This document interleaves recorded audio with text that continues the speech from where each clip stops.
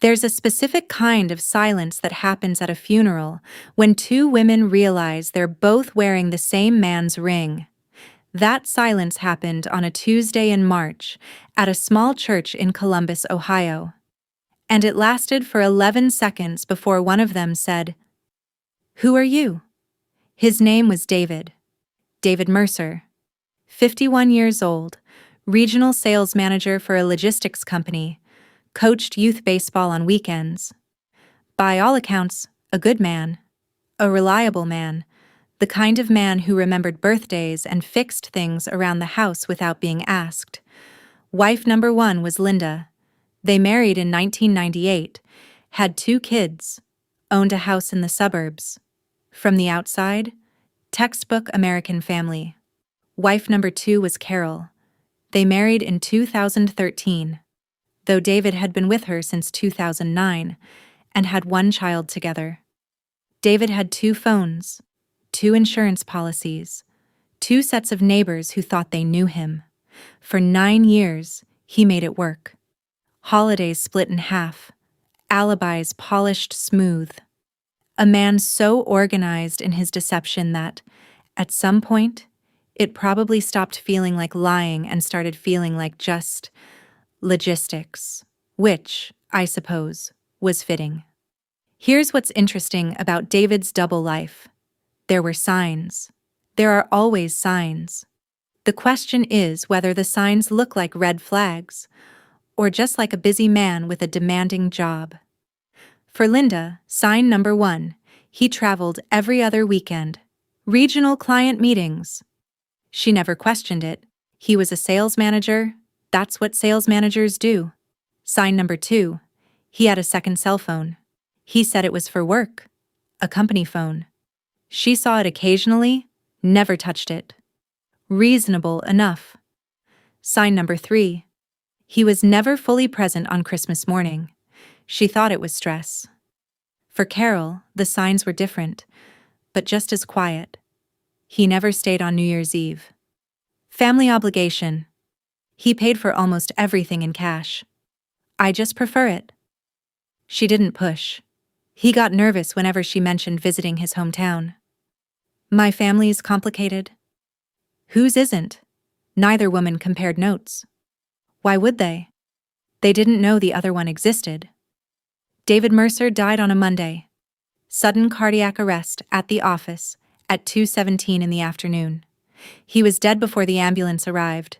His co-worker, someone who knew both his lives apparently, made 2 phone calls. One to Linda, one to Carol. Neither woman knew about the other call. The funeral was 4 days later. Linda planned it. She picked the church, the flowers, the hymns. Carol arrived with their daughter, assuming she was attending the funeral of her husband. She had a photo in her purse, David, her, and the child, at the beach last summer. She was going to put it in the casket.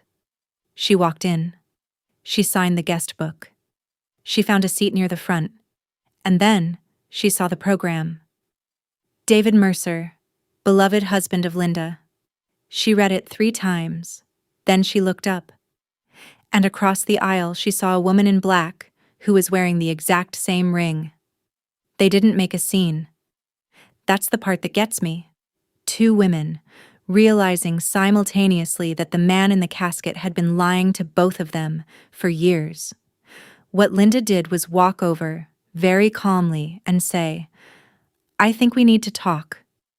They found a small room off the main hall, a coat room actually, and they spent 40 minutes in there while the rest of the funeral proceeded without them. We compared everything. Dates, vacations, excuses.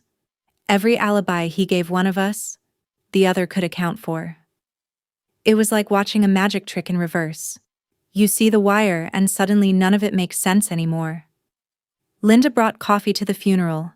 She handed me a cup before we even introduced ourselves. I don't know why, but that detail destroys me every time I think about it. Linda hired a lawyer the next morning. David had 2 life insurance policies, one naming Linda as beneficiary, one naming Carol. He had savings split across accounts that neither woman knew the full picture of. The legal process took 14 months. I won't pretend it was clean, but at the end of it, both women walked away with something. What I find remarkable is that Linda and Carol are, by all accounts, now friendly. Not friends, but friendly. They both have children who are technically half-siblings. They've made a pragmatic peace. We were both victims of the same man. It didn't make sense to be victims of each other, too. David Mercer is still in that small church in Columbus. Whatever he thought he was building, it all ended in a room full of people who didn't know the whole truth. Except, at the end, 2 of them did. Some stories don't have villains who get punished. Some stories just have an absence and the women left to figure out what to do with it.